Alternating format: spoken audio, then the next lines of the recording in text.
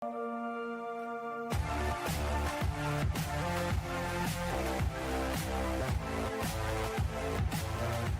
galera, beleza? Seja bem-vindo ao canal. Eu me chamo Alexandre Rodrigues, eu sou professor de Biologia e hoje a gente vai estar falando sobre Botânica. Estamos na última aula de Botânica, isso mesmo. Se você está chegando aqui pela primeira vez, eu já tenho 3 aulas de Botânica aqui no meu canal. Então assista todas elas para depois assistir essa aqui. Vai fazer mais sentido para você assistir, né, uma por uma na ordem correta. Primeiro as briófitas, pteridófitas, gimnospermas e hoje as angiospermas. Então vamos a elas? Bom, as angiospermas, pessoal, tá? Elas têm como conceito principal que são plantas vasculares, isso mesmo. Assim como as pteridófitas, as gimnospermas, elas possuem vasos condutores. São os vasos chamados floema e xilema. O vaso floema, ele flui dentro dele o que nós chamamos de seiva elaborada, produzida durante a fotossíntese, riquíssima em açúcar, né, e também em água, e distribui esse material por toda a planta, e sempre de forma descendente, ou seja, das folhas para os caules, para o caule, do caule para as raízes. Já o vaso xilema, dentro dele você vai ver ali a circulação, você terá ali a circulação da seiva bruta, constituída de água, sais minerais e vitaminas, produzidas a partir da absorção das raízes do solo, ou seja, ela retira esses nutrientes do solo, elaborando, ou seja, produzindo, melhor dizendo, produzindo a seiva bruta. E aí distribui esse material de forma ascendente, ou seja, da raiz para o caule, para todo o restante da planta, até chegar às folhas. Outro ponto importante é que essas plantas, tá, elas possuem tanto raiz quanto caule, folhas, semente, e aí vem a diferença, tá? O fruto e as flores. Isso mesmo. A presença de frutos e de flores é uma característica diferencial aqui. Até esse momento, frutos e flores não haviam ainda existido, ou seja, a presença dessas estruturas chega com as angiospermas, tá? Produtoras de pólen, o que dá para a gente uma característica muito importante, que é a independência da água para o processo reprodutivo. Tá? Por que eu estou dizendo isso? Porque lá nas briófitas, primeiras plantas, né, a surgirem ali no ambiente terrestre, existe uma dependência da água, assim como nas pteridófitas. Essa independência, ela surge, né, com as angiospermas. Então, as angiospermas são o primeiro grupo de vegetais a possuir completamente independência da água para a sua reprodução, porque elas começam a produzir pólen. E essa característica da produção de pólen, independência da água, continua aqui no grupo das angiospermas. Fase dominante, esporófito. Galera, isso é muito importante, tá? O esporófito é a estrutura da planta, tá, em que você tem o sistema reprodutor masculino, logo você vai ter ali o sistema reprodutor feminino, de acordo com o tipo de esporófito, né? Os gimnospermas e angiospermas podem ter esporófitos diferentes, e nesse caso aqui de hoje, o esporófito aqui dominante é representado pela flor da planta, isso mesmo. Esse é o esporófito dominante. E por que eu estou chamando de esporófito dominante?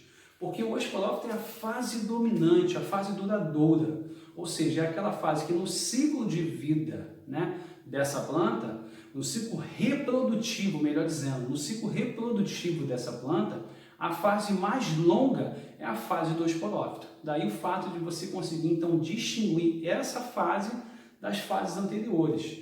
Posso te dar um exemplo? Lá no caso das pteridófitas, tá, as plantas mais simples, a fase dominante ali é o gametófito. Então, aqui é chamado de esporófito. Então, fica ligado, beleza? Temos aqui, ó, você vai encontrar as monocotiledôneas e dicotiledôneas dentro desse grupo. Qual a diferença? Vamos lá. Dentro do fruto, você vai encontrar a semente. Dentro da semente, você vai encontrar uma estrutura chamada dicolédone. O dicolédone, ele vai originar as primeiras folhas. Tá? Então, o dicolédone são as primeiras folhazinhas formadas a partir dessa semente. Então, eu vou repetir. Você tem o fruto, dentro do fruto você tem a semente, dentro da semente você tem o dicolédone.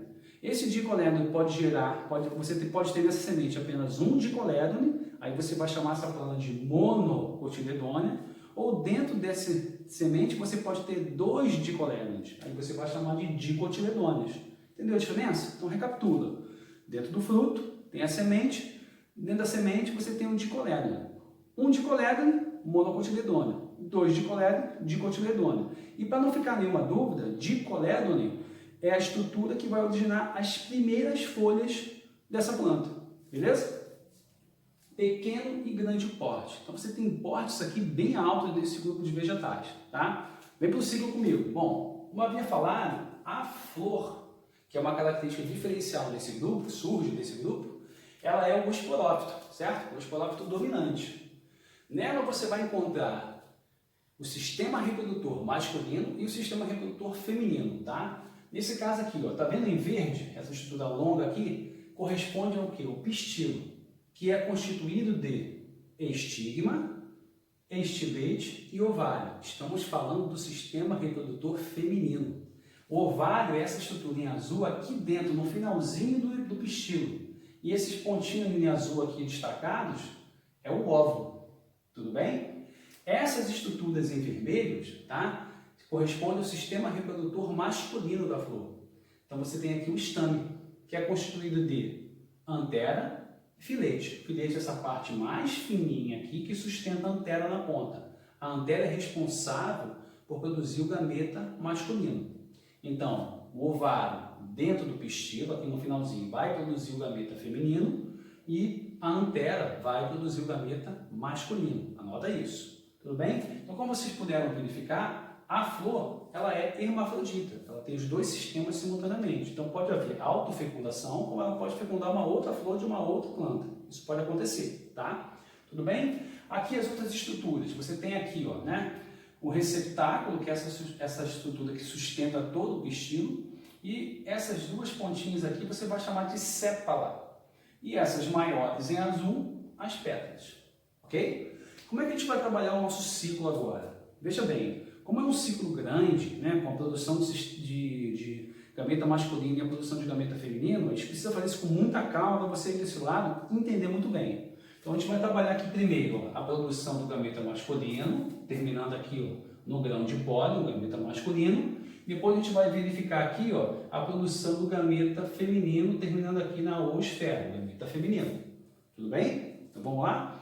Então aqui, ó, na antera, tá? Na antera, nessa estruturazinha aqui, você vai encontrar dentro da antera uma estrutura chamada saco polínico. O saco polínico também é chamado de microsporângium, anota isso.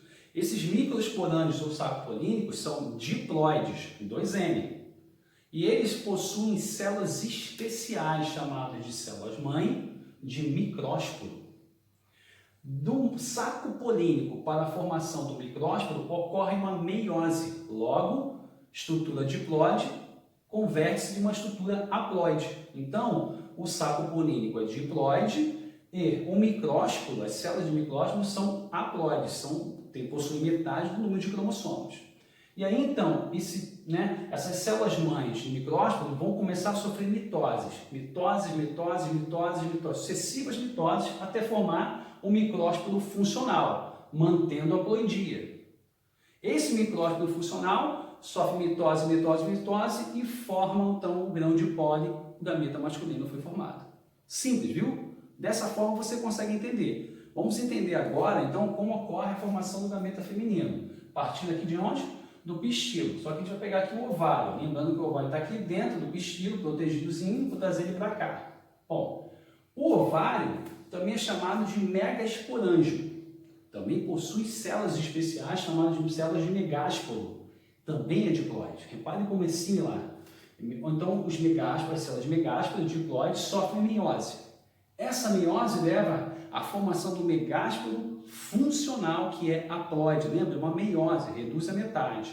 Sofrem sucessivas mitoses, até formar o quê? O gametófito feminino, ou saco embrionário, com a mesma haploidia, ou seja, haploide.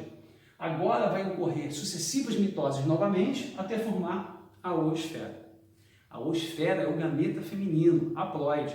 Galera, pensa comigo, você tem uma célula haploide chamada oosfera, com uma outra célula haploide chamada de grão de pólen. Quando você junta uma célula haploide com a outra, você tem a fecundação e a formação de uma célula diploide, o zigoto. O que vai acontecer agora? A fecundação. Após a fecundação, a formação do zigoto, sucessivas mitoses vão acontecer até formar o quê? O fruto, ou seja, aquela característica diferencial que não existia até o momento. E ó, olha a ploidia, diploide. Nesse momento o fruto vai se desenvolver, né, por mitose, até formar o quê? O esporófito jovem. Esse esporófito jovem amadurece até formar o esporófito maduro. Viu lá? Simples, tá? Muito simples. Basta você conseguir entender o processo passo a passo. Preste atenção em cada uma dos nomes técnicos, as estruturas que são formadas, a ploidia é muito importante, tá? E aí você consegue dominar esse ciclo tão bacana. Beleza? Espero que eu tenha conseguido te ajudar, tá? Agora eu vou te fazer um pedido. Não esquece de se inscrever no meu canal. Isso vai me ajudar muito a fortalecer o meu canal e a continuar colocando aqui para vocês aulas inteiramente gratuitas. Me siga também no Instagram, no Facebook, eu estou em todas as plataformas. Lá você vai me encontrar como Prof. Alexandre Rodrigues. Eu espero vocês. Até uma próxima aula.